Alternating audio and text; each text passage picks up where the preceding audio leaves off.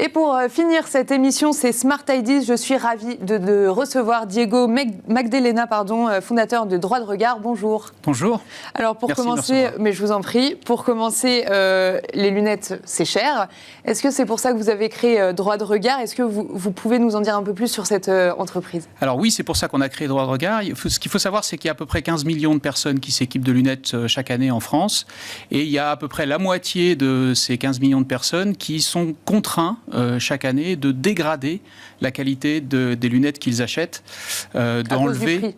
À cause du prix, effectivement, et de la faible prise en charge qu'ils ont dans leur forfait optique, parce que tout le monde n'a pas la même mutuelle, et c'est ça le cœur du problème. Et donc nous, on essaye d'apporter une solution à cette moitié du marché, entre guillemets, avec une approche qui est très originale et qui est un petit peu à contre-courant du reste de nos confrères, puisqu'on ne fait que des lunettes qui sont 100% remboursées pour tout le monde.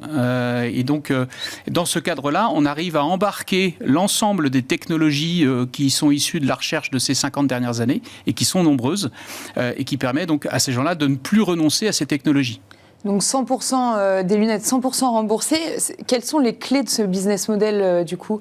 Alors, les clés de ce business model, c'est très simple, c'est qu'on a désintermédié complètement la chaîne. C'est-à-dire qu'on est en direct, d'un côté, avec les ateliers qui fabriquent les meilleures montures et les laboratoires qui fabriquent les meilleurs verres. Et de l'autre côté, on est en direct avec le consommateur final, puisqu'on a un réseau intégré. Donc, en fait, on a un seul intermédiaire entre les fabricants et le consommateur, c'est nous. Là où on est dans un marché où il y a facilement, au minimum, 4 intermédiaires d'habitude.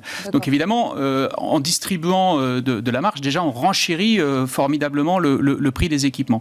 Mais c'est pas ça le problème principal. Le problème principal, c'est que nous, on s'est mis hors champ de l'application d'un dispositif assez original en France qui veut que les salariés du privé bénéficient de contrats de complémentaire santé collectifs qui surremboursent les lunettes et donc qui font monter le prix général des équipements en France.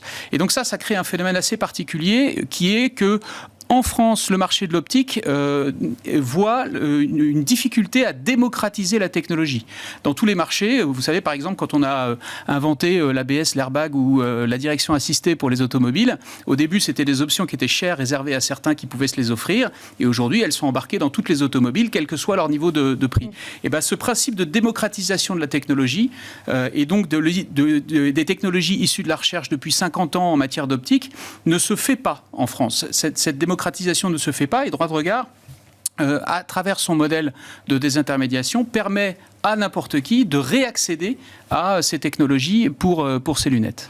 D'accord, c'est très intéressant. On pourrait en parler pendant plus de temps, mais le temps file. Est-ce que, pour finir cette interview, vous pourriez nous en dire un peu plus sur Droit de Regard hors les murs? Alors, Droit de Regard hors les murs, c'est une démarche que nous avons initiée parce qu'on a fait le constat que, en dehors des personnes qui ont du mal à avoir les technologies les meilleures sur leurs lunettes, il y a 2 millions de Français qui n'ont pas de lunettes du tout et qui devraient en avoir. Et ces gens-là sont particulièrement concentrés dans certains environnements qui sont notamment des établissements médico-sociaux. Il y a par exemple 120 000 travailleurs, travailleurs handicapés en ESAT.